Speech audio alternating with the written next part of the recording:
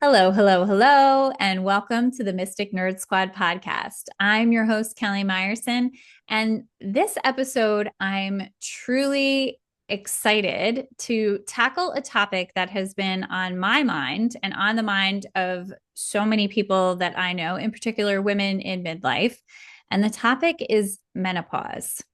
And so, before we dive into this topic and I introduce you to my lovely guest, I just want to say, as a disclaimer, that the conversation that we're having today is not intended as a substitute for medical advice. And if you are struggling with your menopause or any medical issues as part of that, we would invite you to make sure you're seeing the professional, see a doctor, get your blood levels checked, do all of that with a physician. The things that we talk about today are things that have worked for Judy or I, or have worked for Judy's clients. And we're just sharing the information, which I think is a fabulous start. So without further ado, I would like to welcome Judy Holt to the podcast. Judy, thank you so much for being here. Thank you so much, Kelly. Appreciate it. Excited to share. Absolutely. This is such a great topic. I'm going to tell you all a little bit about Judy before we dive in. Judy Holt is a holistic health coach with over 30 years of experience. Judy is passionate about supporting others to feel their best in all areas of wellness through a reset cleanse plan. Her plan includes detoxifying cleanse with diet, mindset, and lifestyle changes. She specializes in women over 40 with menopausal and digestion challenges that are looking for natural options. Judy creates a customized daily plan that incorporates more plant-based, whole food eating, supplements, fitness, and meditation. A daily sustainable self-care plan that feels right for you while moving towards body, mind, and spirit alignment. I love so much of that. Holistic health coach. Judy, thank you so much for joining me again. And oh my gosh, where do we even begin on this topic? You know what? I'm going to start with, tell me what your story is. How did you become so interested in helping people with their menopause journey? Glad you asked. So, of course, I have my own menopause journey. I'm currently 59, and when I turned 50, it was like that seemed to be the magic number of, uh-oh, now there's some things that are rearing their ugly head. And it was, the hot flashes at night, sometimes hot flashes during the day, but that was really about the only symptom I had. Maybe a little bit of belly bloating, but I was sort of thinking that's more digestive. Then I find out later, well, like it's digestive and hormonal, and they're all kind of related. So that will definitely be a link that I'll talk about in this podcast. But so my story was mild symptoms, which were great, but they were enough to take action. Now, everybody's menopause story and journey is completely different. It's very unique to you, and what works for one does not necessarily work for the other. So, disclaimer on this, you might be really happy with hormone replacement therapy and that's working for you. Great. I'm not here to say, don't do this, do this. I'm just going to tell you what my story was, what I recommend for my clients. And I've been very passionate about supporting women over 40 through perimenopause, menopause, and postmenopause. Because even though now I'm postmenopause, I had very little symptoms, but they did last for about 3 or 4 years. What I did have, and a lot of it was the night sweats. So that was just annoying, right? Who likes being woke up at all different times of the night? And you just sort of, you feel like it's like there's no light at the end of the tunnel sometimes.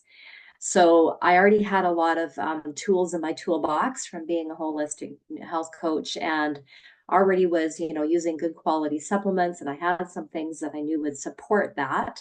And I've been researching it coming into it because I was already talking to a lot of women that were going through these things. So I'm hearing their story. I'm doing my own research. Talking to a lot of doctors and naturopaths about it, and really, really gathering that information. And I think that's really important for us to be educated, because when it comes, and inevitably it's going to, that's just part of a woman's journey. So, be informed and, start thinking about what kind of, things you'd be willing to do that feel comfortable for you. So I knew that hormone replacement therapy was 100% not for me. I did not want to go anything to do with medication. Does that mean that that's good for you? No, not necessarily. But for me, it was. So I was already, thinking, okay, my tools are I've got some supplements that will help. I know that I'm going to, be eliminating things like red wine and chocolate in the evening because as soon as I took those out, there was less hot flashes at night.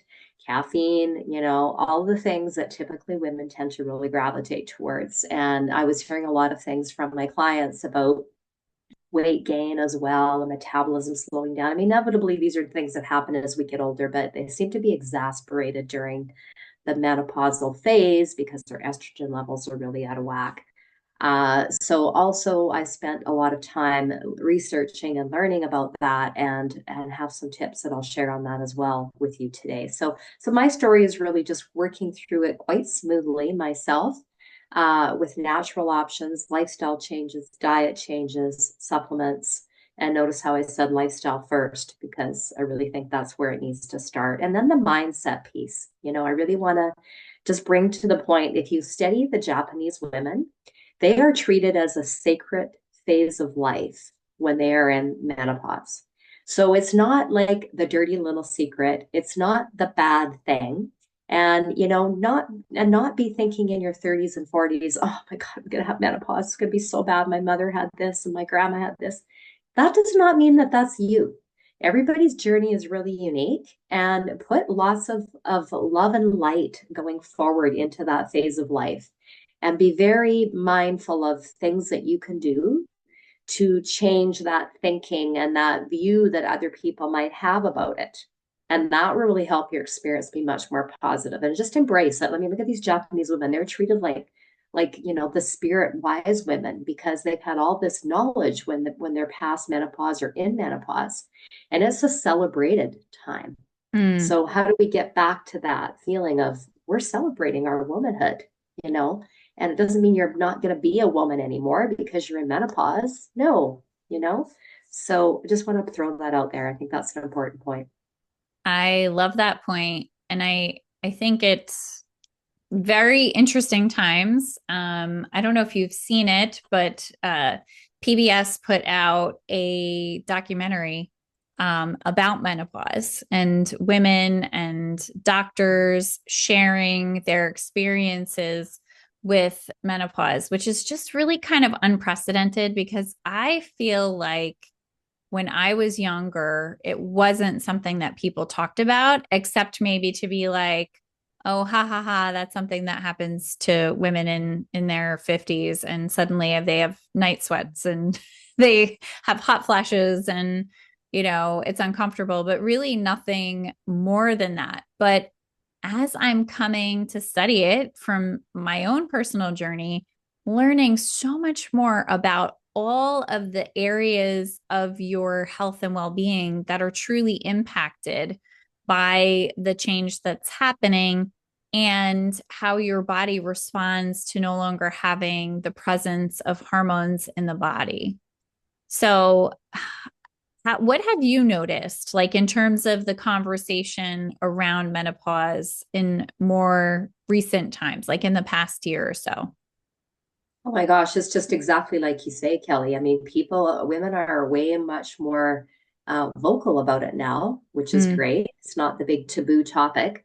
I remember my mom when I was growing up, she called it the change of life. Mm-hmm. And the menopause word was not even used years Mm-mm. ago. And I just think that's really interesting, the change of life, because really that is what it is. But your life doesn't need to change in a bad way, right?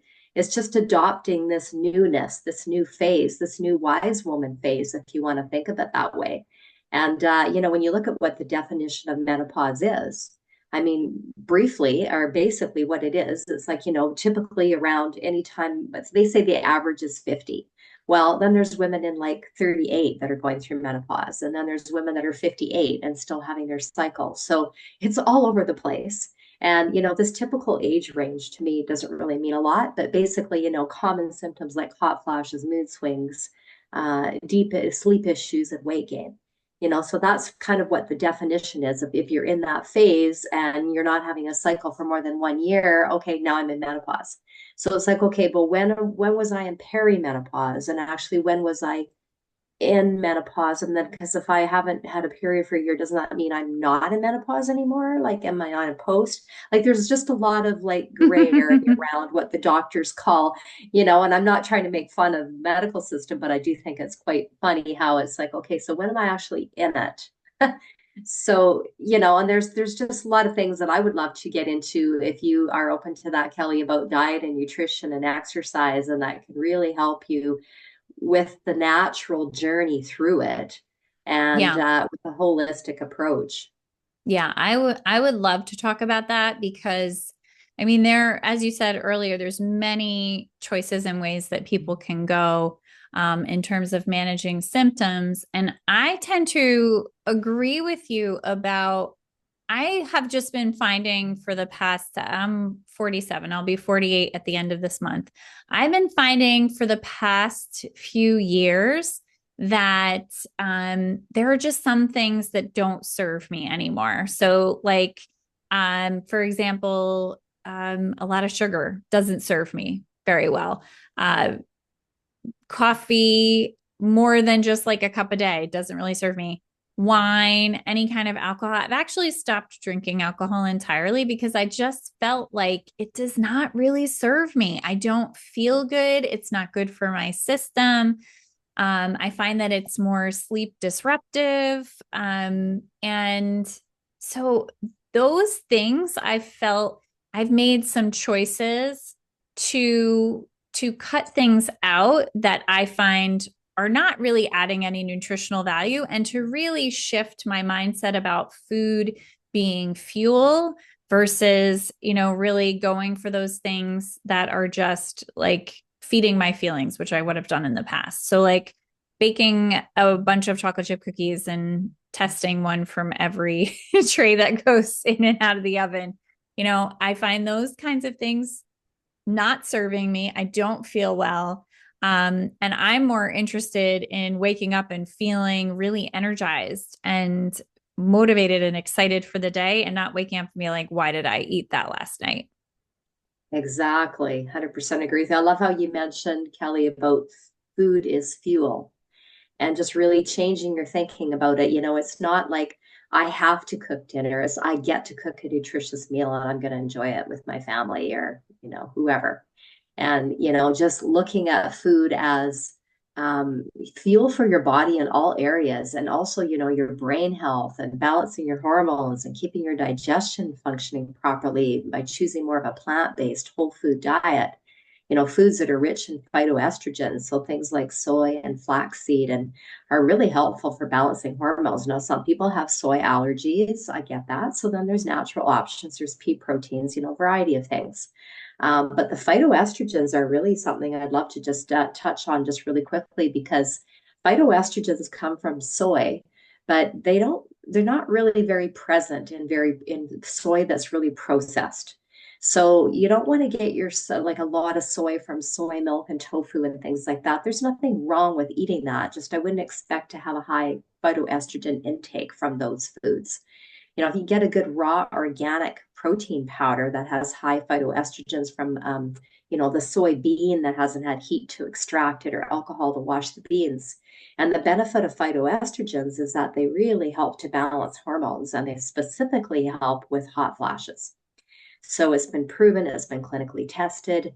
Also, the importance of calcium and magnesium and vitamin D for bone health, because as our estrogen levels drop, we're going to notice some things with our bones. We're going to notice, a few more achy things and crampy, maybe you get some cramps in your legs at night and just things like that. So that's the sign, to up your calcium, up your magnesium, and look for a good quality vitamin D that's actually absorbed. The absorption is really key. Don't be taking a bunch of things unless you know they're being absorbed. So doing your yearly blood work so you have a measurement and you know what your levels are is really important. And then foods to avoid. And we talked about caffeine before. Sugar, huge, huge, huge, huge. I mean, I just can't even say enough about sugar and what it's doing to us. It's like the silent killer, really. It's causing inflammation and, and it's in everything, right? So you start reading labels and you start becoming aware and you're just like, holy smokes, like I'm cutting out half of my food right now if I take out sugar.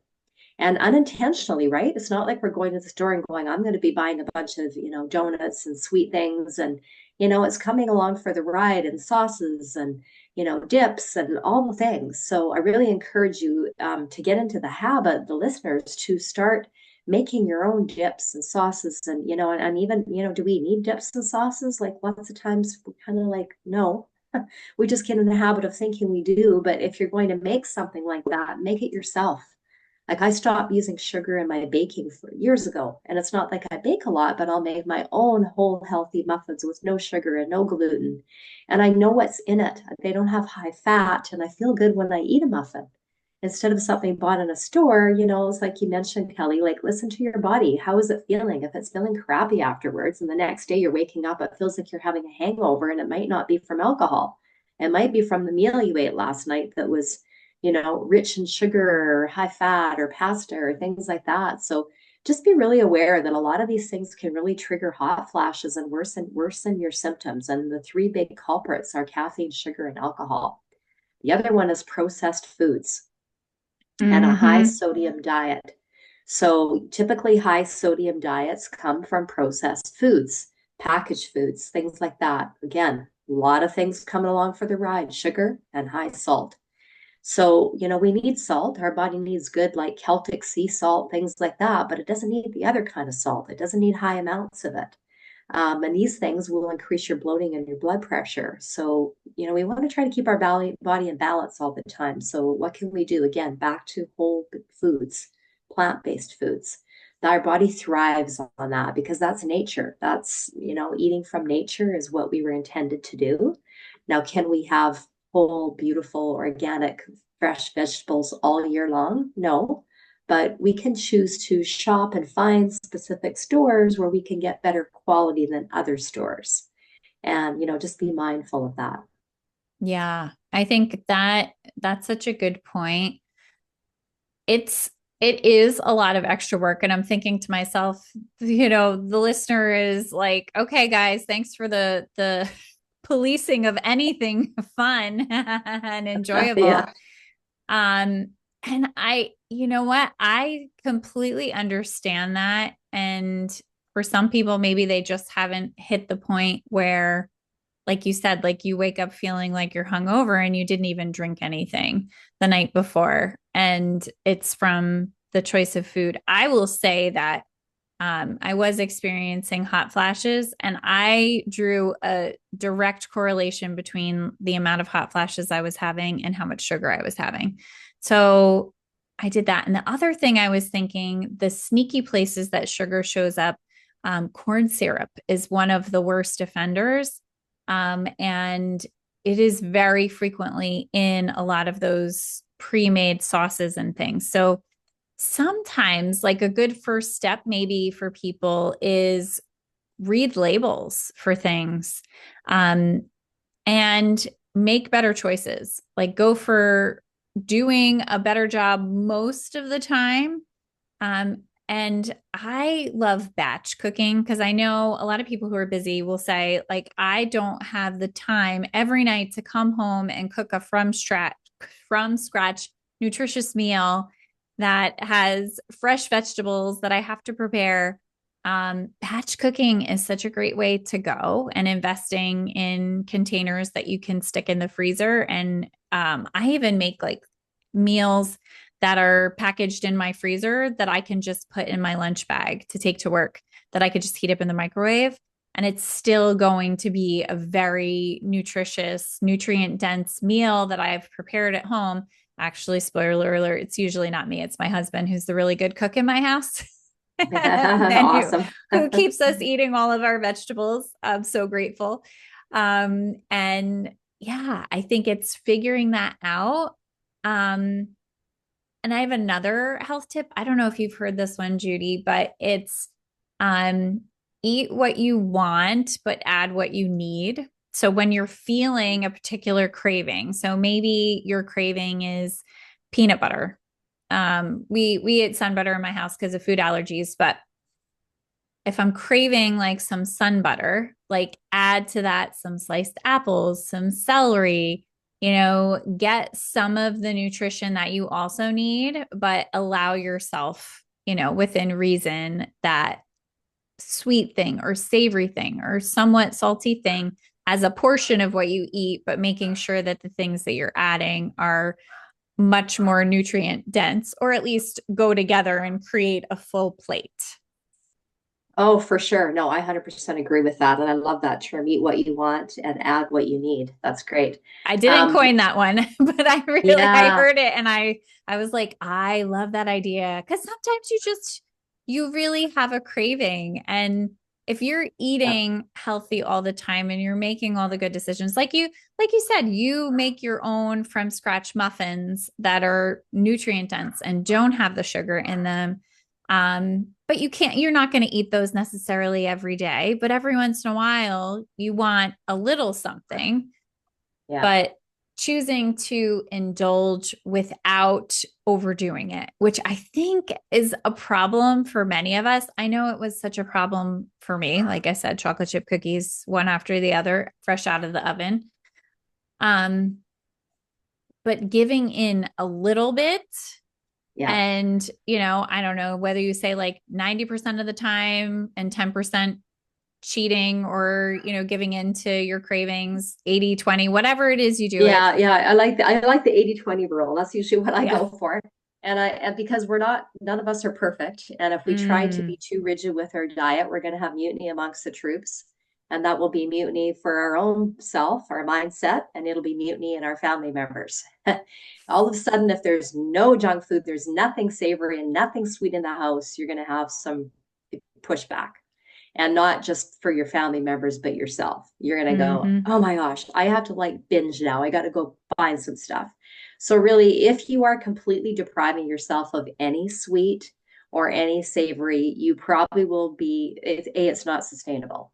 So, you want to make sure that whatever you're doing is sustainable and that you give yourself that 20% or whatever, 10% grace time. I know when my sister was on a healthy weight plan, she was switching to whole based foods, and Sunday was a cheat day. So one day of the week, it wouldn't, and she didn't even crave to go out and have ice cream or whatever, but it was the day that she didn't have to think about it. She could just eat whatever she wanted. And she was typically making pretty healthy choices too, but she ended up losing over 35 pounds just by sticking with the plan 6 days of the week and adding more protein and more whole foods. And, we're not going to talk about weight loss here, but I do think healthy weight maintenance is really a better term, because the term weight loss is like connotation of I'm losing something. And I know in menopause phase, it's inevitable that you are going to have a little bit of extra menopausal belly. That's just kind of like par for the course. It just happens because our metabolism slows down. So this is directly related to, of course, diet, exercise, and it's also related to those food choices that you're making. So you might have used to been able to get away with quite a bit of sugar and bakery goods and things like that. But all of a sudden, when you hit about 40, right, things start to change a little bit in the body. And I hear women say to me all the time, I used to be able to do this, but I can't anymore. Okay, so there's the wake up sign. You can't, because your body has changed. That's why it used to be called the change of life. So, some things that really work are to be prepared when you go out. This is a really big tip that I learned years ago, is that don't leave the house without healthy snacks, especially if you're going to be gone for the day or, even an afternoon. You're going to be tempted by the smell of some restaurant as you're walking past, a bakery, a popcorn, anything that has a smell that just triggers the senses. Right now, your body is like, I need that. You probably don't need it, but your body's telling you you do. It's bringing up a memory or something. So when the senses get involved, it's not always a good thing. So be prepared, as in, make yourself some energy bites or some whole protein balls, or, things like that are yummy, sweeter things that you can make with maybe some maple syrup or some banana, things like that for sweetener. And you can take those with you. Take an apple with you. I never leave the house without an apple and a water bottle. That's my just massive go-to, just right there. Those two basic things. And I know that I'm going to have a sweet craving mid-afternoon, because I just do. So that's where I bring my energy ball, or, something like that I've made. And I know it's got high protein in it. I make muffins with protein powder. just stuff like that. So being prepared is huge. Healthy lunches, like Kelly, you said, that's great. You freeze your lunches in portions, batch cooking, amazing, super smart, saves you time, and it saves you the cravings. Because I don't know if you ladies are like me. You get home at like 4 or 5, and it's like, oh, now I have to make dinner. I'm starving right now. I'm going to eat the whole house while I'm cooking. Like, I want this and I want that. So, that is the bewitching hour, right? Like that is the time of the day that we have the most cravings. We're at the highest stress from, being at our job or wherever we've been. If you have children, that's their highest stress time of the day. Everybody is at a high stress point in your house, typically from about 4:30 to 6:30-ish. So, you need to get protein in there. You need to have that's the balancing of the blood sugar. So, to prevent those cravings, have a high protein snack ready, or make a smoothie with protein powder. Like I'm talking about high protein snacks like protein balls, protein muffins, just anything like that, or savory things. So, be prepared. That's the key thing. And then the other thing I want to mention on that side of it is exercise and the importance of that because it's releasing the endorphins in your brain, that feel good hormone. Because when do we crave things? When we're tired, we're exhausted, we're stressed. Again, end of the day.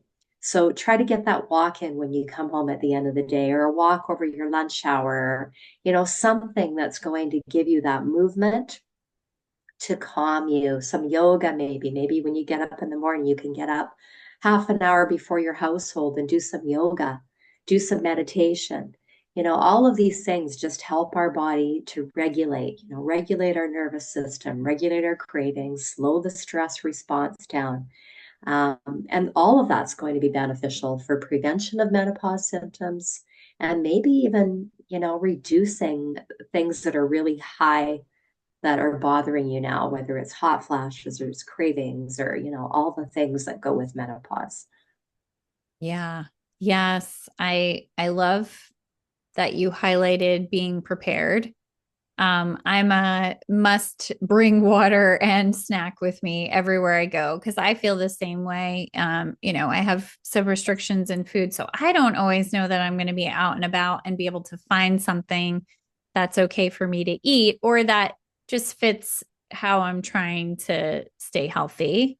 Um, I think that is such a great tip. And I love the idea of being prepared for that witching hour at our homes at the end of the day when everybody's really stressed, having a high protein snack. I actually learned this, my son is 10, and every once in a while he'll get like crazy hungry right before dinner. And so what my husband and I decided is you can have things right before dinner that are either components of what we're going to be eating anyway, or that fall in the category of vegetables or fruit. And so those are things that are okay. What's not okay, we can't have snacks or things that are really going to either fill your belly, so you're not going to eat the nutritious food, or that are too high in sugar or fat, or really don't provide any additional nutrition. And sometimes, I'm trying to think what the words are that he'll use. Oh, he'll say appetizer. What's Oh, my yeah. appetizer? Nice. While you're smelling all the food cooking and you're really hungry. And so Yeah. sometimes it'll be just like a portion of the vegetables in the meal or just a side raw to snack on. Or like taste as we're cooking, you get to have like a taste of what's being cooked.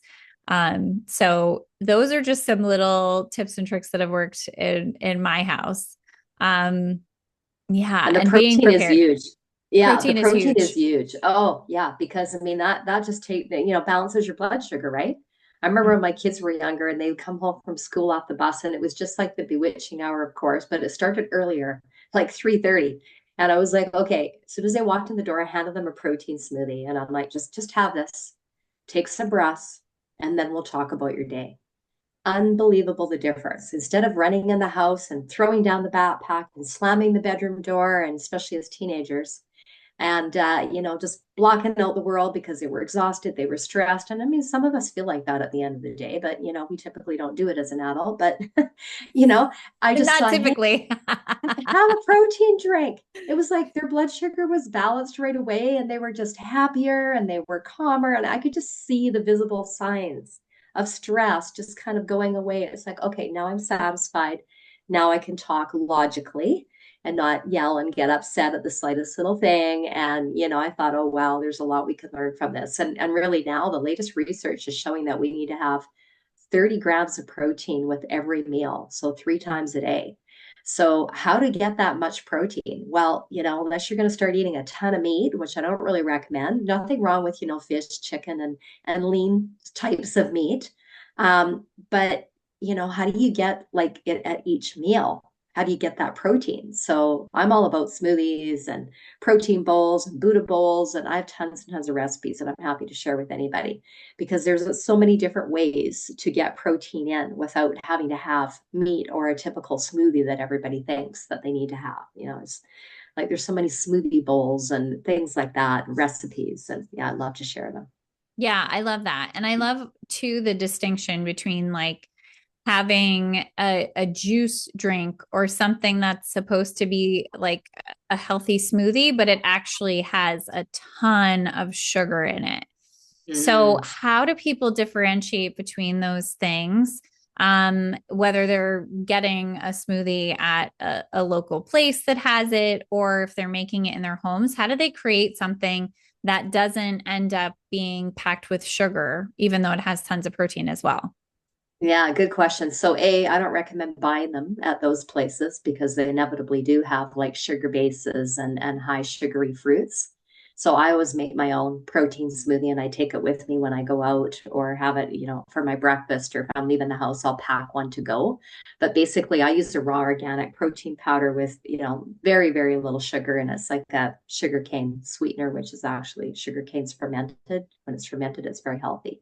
And I use a little bit of banana, but I use water for my base.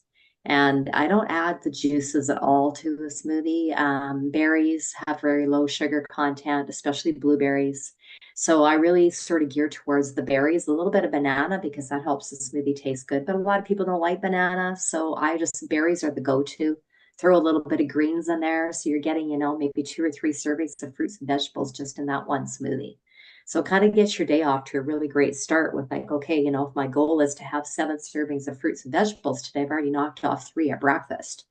So I'm not at a deficit position when I get to dinner and go, oh, I've had no fruits and vegetables all day. Now I got to have 7. Like, how am I going to have 7 right now? So, and then the protein powder must be absorbable plant-based protein. I mean, whey is okay too, but it depends on the person, right? And, lots of sensitivities and allergies.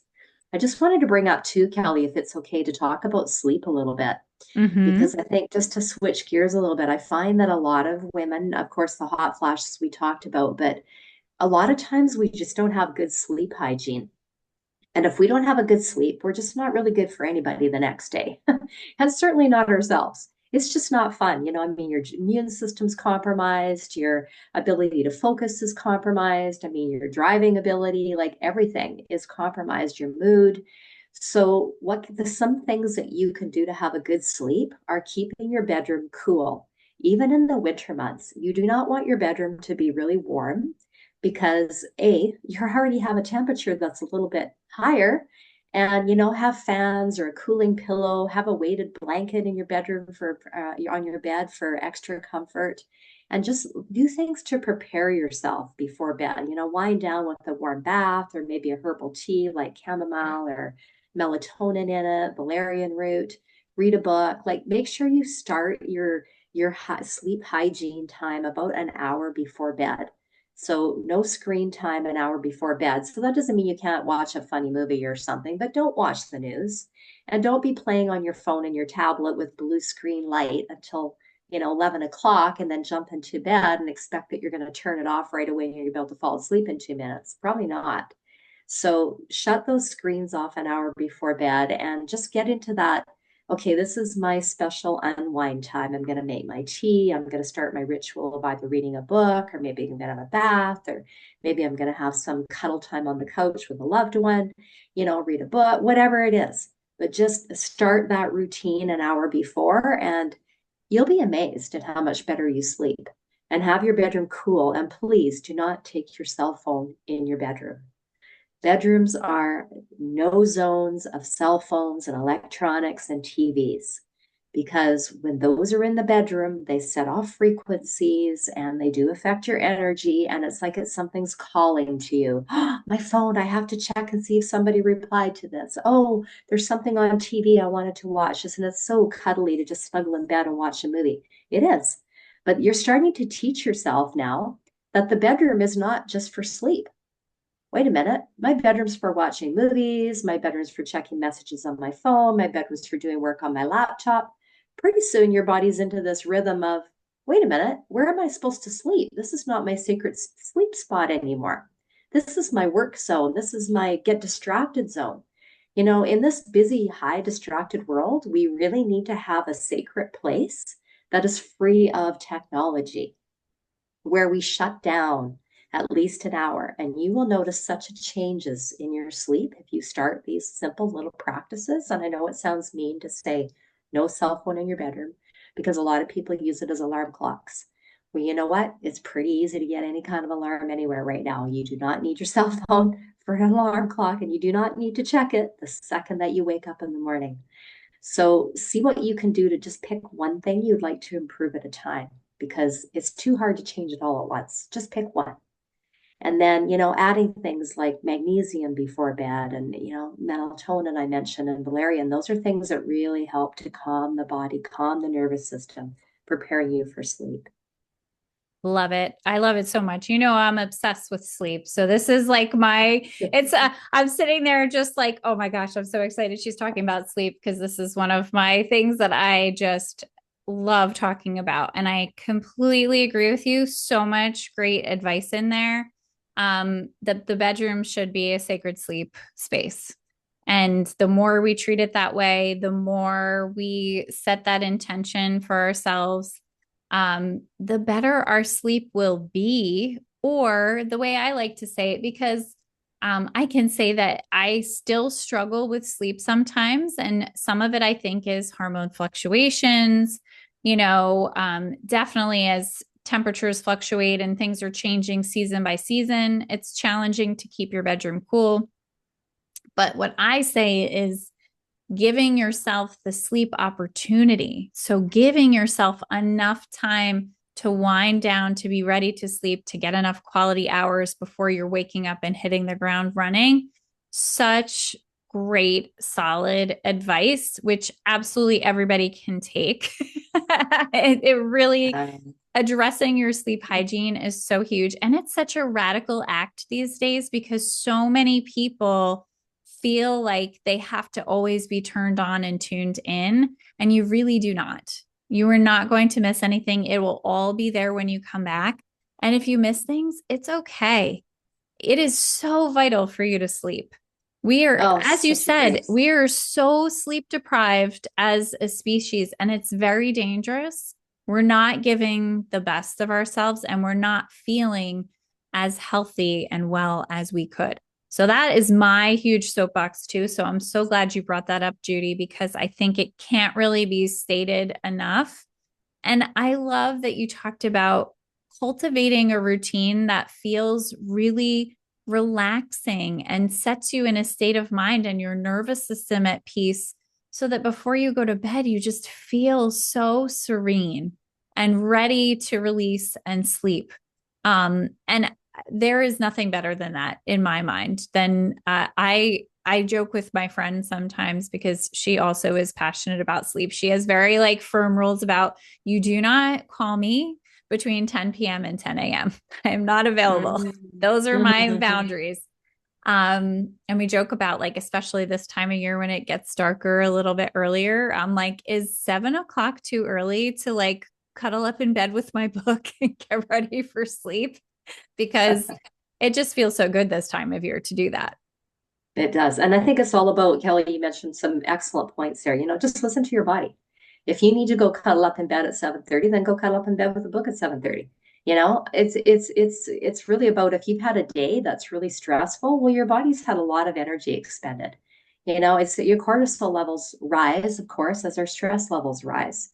So how does this affect our hormones? How does this affect your body? How does this affect your sleep? How does this affect our mood? It affects everything. And it's very subtle. And so, some days are just more stressful than others, right? Some days you just need to have more downtime. It's like, say to your family, okay, I'm going to have a bath tonight and I'm locking this door, and do not like knock on the door unless you're dying or bleeding. This is my sacred place. And maybe your bedroom needs to be the same, because I think a lot of times with young children, it's just free for all. Come in, come in. We have our granddaughter who's 5 and she stays overnight sometimes. And I'm like, unless it's at least 7 o'clock and here's the clock in your room, don't come in, because this is our sacred spot and this is our sleep place. And you need to have that sleep. We all need it. And then there's the other thing that I wanted to sort of jump inside segue here is about how, with our hormone levels being messed up, how that affects our sleep, but also the gut health, bringing gut health into this. Because I know we're kind of talking about a lot of things, but I feel like the role of gut health and hormone health are so intricately connected. It's crazy. And a lot of people don't recognize that the gut plays a major role in hormone production and metabolism, regulation throughout the body, which definitely affects sleep. And they're linked with, like, the big one is gut microbe. So it's a community of bacteria and other organisms in your intestines, and this influences the balance and effectiveness of various hormones.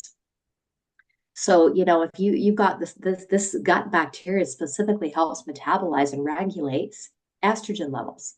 If there's an imbalance of these bacteria, it can lead to either an excess or deficiency in estrogen, affecting hormonal health and increasing risk related to hormonal imbalances. So, extra menopause symptoms, extra PMS symptoms, extra PCOS, like there's just a lot of stuff that can come from that. So, what can you do for gut health?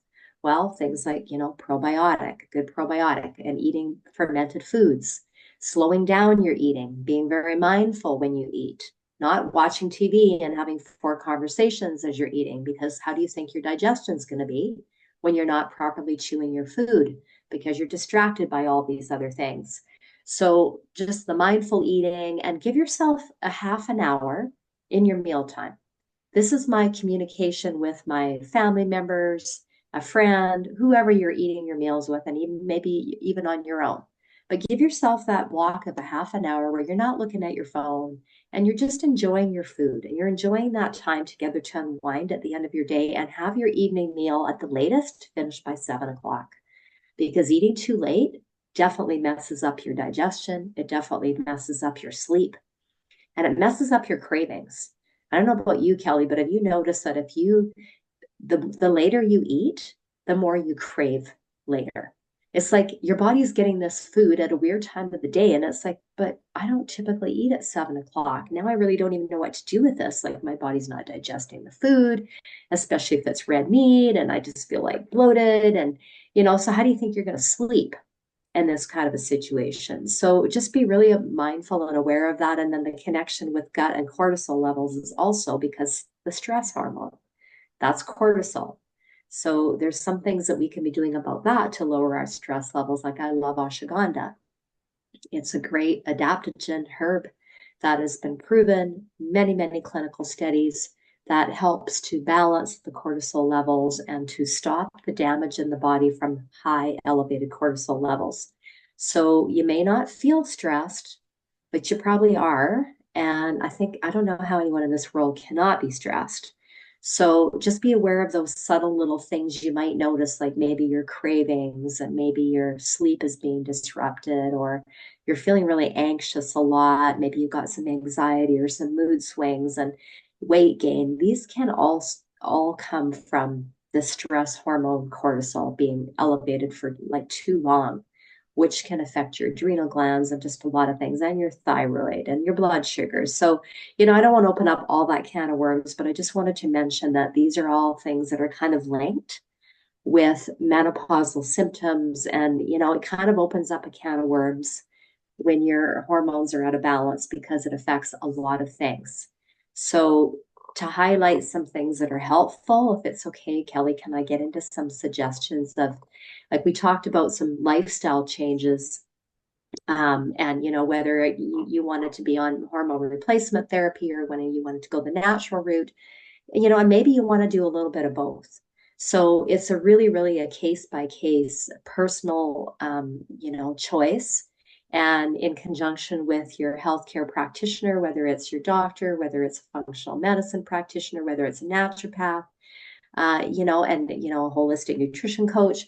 It doesn't matter, who you're working with, but just maybe get some outside perspective, because sometimes, when you're in the phase of something bothering you, it's really hard to get the answer just from Google. Like you need that outside perspective, and you need a community to support you. And I'm all about feeling connected to other women that are going through similar things as you.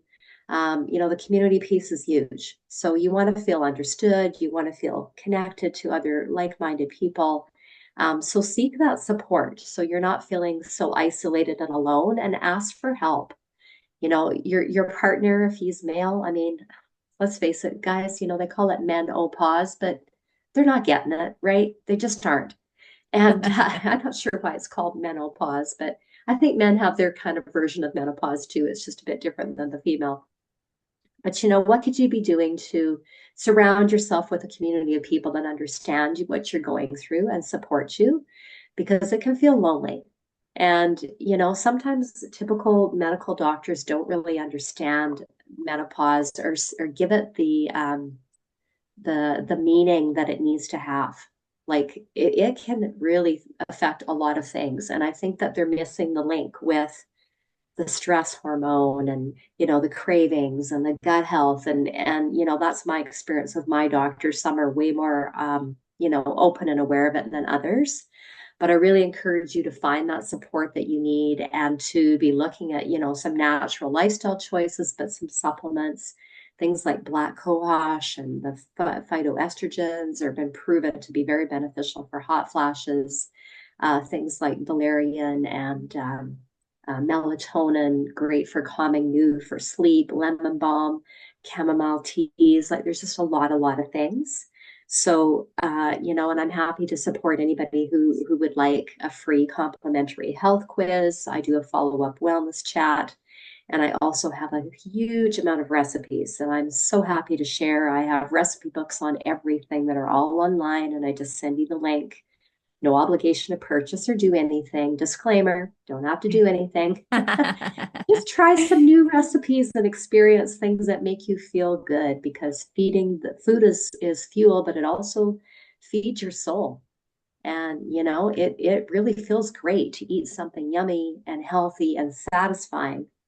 And then you're not craving something that you're beating yourself up about, that I ate that. But if you don't really have the craving to start with, you don't get to that guilt phase, right? So Mm-hmm.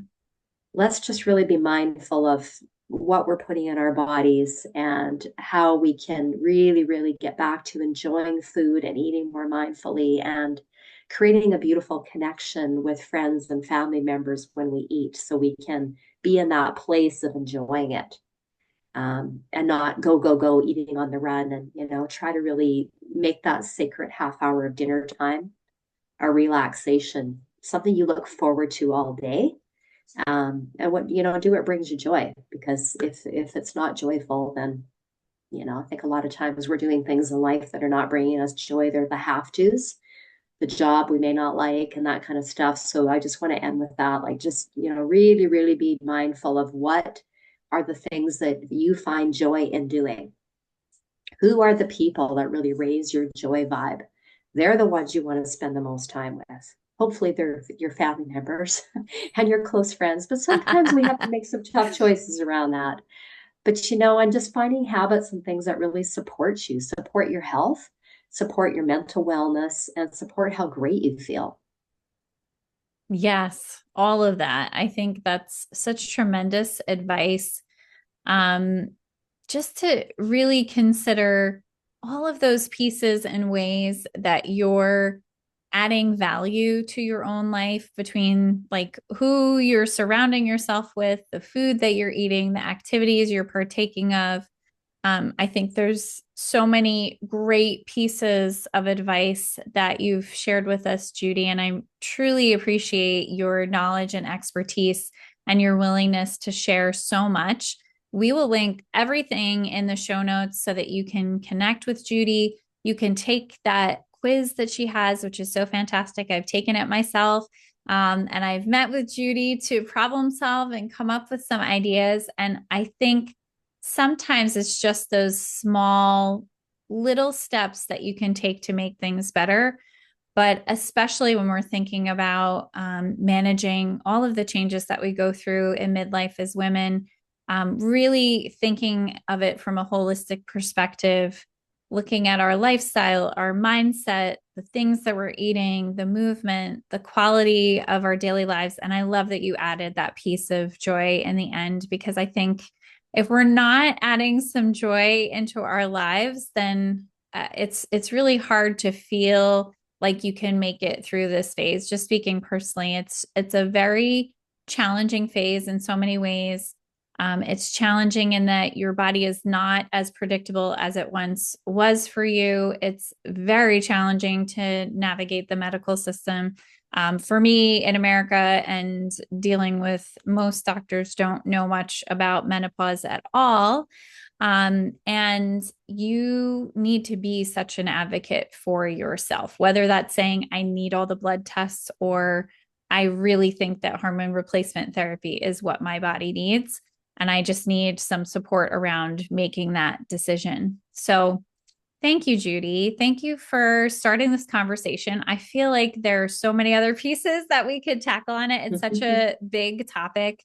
And I really encourage everybody to check out the show notes, find all the ways to connect with Judy. And of course, if this topic really meant something to you, if you picked up a nugget that's going to make your life that much better, I really ask you to please comment, like, share this podcast episode with a friend, especially another woman who may be in midlife who is navigating menopause and trying to figure it out. Connect them with this podcast episode. Give us a great rating, because we've put a lot of value and thought into this. And we appreciate you being here with us. Judy, thanks once again. Thank And you. we'll see you next time. Thank you. And take care, everybody. Bye for now.